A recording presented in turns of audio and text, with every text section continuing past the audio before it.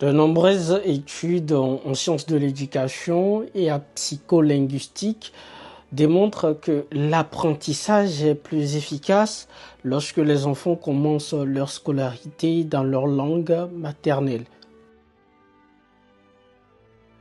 En Afrique, l'enseignement repose principalement sur des langues étrangères comme le français, l'anglais ou le portugais.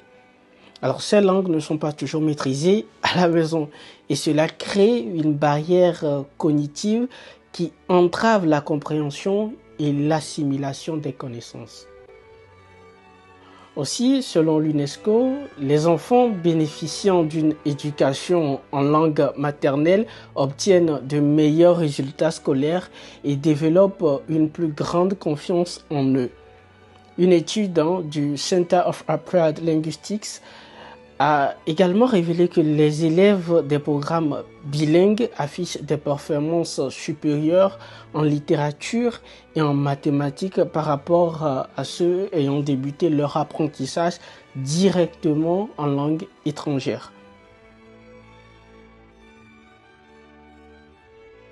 L'utilisation des langues locales dans l'éducation présente au moins 3 avantages majeurs. La liste n'est pas exhaustive, bien sûr.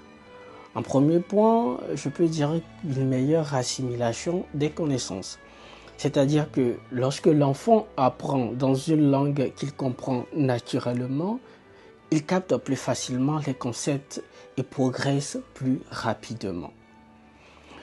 Une étude de l'université de Stanford sur les programmes éducatifs en Afrique de l'Est a démontré d'ailleurs que les élèves ayant débuté en langue maternelle obtenaient de meilleurs résultats en lecture et en logique. En deuxième point, je peux citer une réduction significative du taux d'abandon scolaire. C'est-à-dire que l'incompréhension des cours dispensés dans une langue étrangère pousse de nombreux élèves à décrocher. Je peux citer l'exemple du Mali.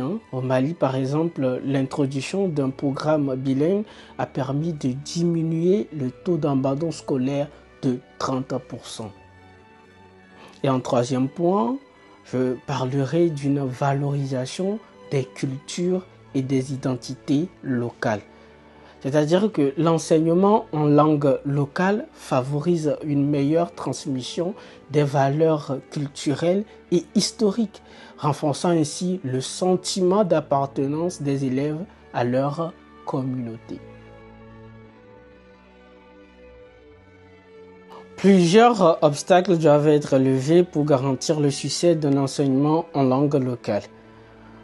Je dirais le manque de matériel pédagogique adapté, la nécessité de former des enseignants qualifiés, la perception négative des langues locales, c'est-à-dire que souvent les langues locales sont jugées moins prestigieuses par rapport au français ou à l'anglais.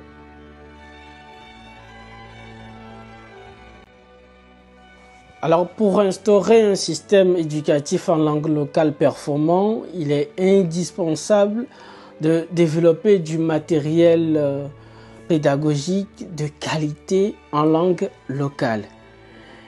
Il faudrait aussi former des enseignants spécialisés dans l'enseignement bilingue, sensibiliser les populations aussi à l'importance de l'éducation en langue maternelle. Il faut aussi élaborer des politiques linguistiques claires et adaptées à chaque contexte national. Et aussi, surtout, il faut analyser l'impact de la langue d'enseignement sur la perception de l'intelligence.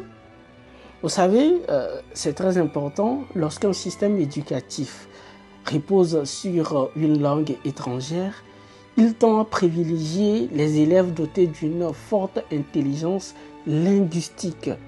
Et cela crée un biais qui peut mener à la marginalisation d'autres formes d'intelligence. Parce qu'il y a plusieurs formes d'intelligence.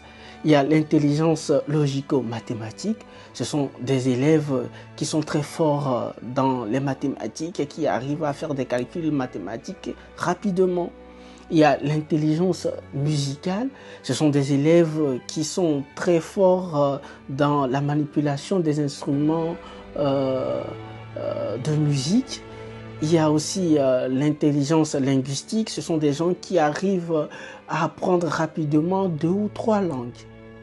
Donc, dans un système éducatif où la langue étrangère est le principal vecteur d'apprentissage, ces formes d'intelligence que nous venons de citer sont ignorées.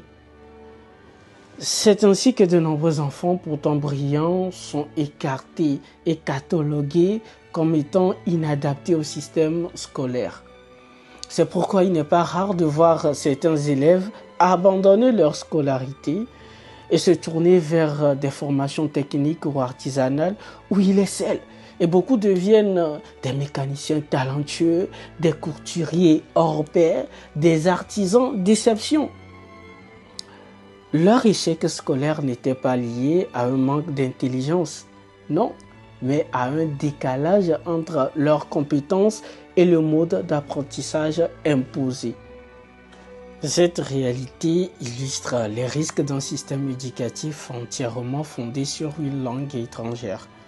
Donc, en marginalisant ceux qui n'ont pas une intelligence linguistique développée, on prive la société de talents et de compétences précieuses qui pourraient contribuer au développement économique et social.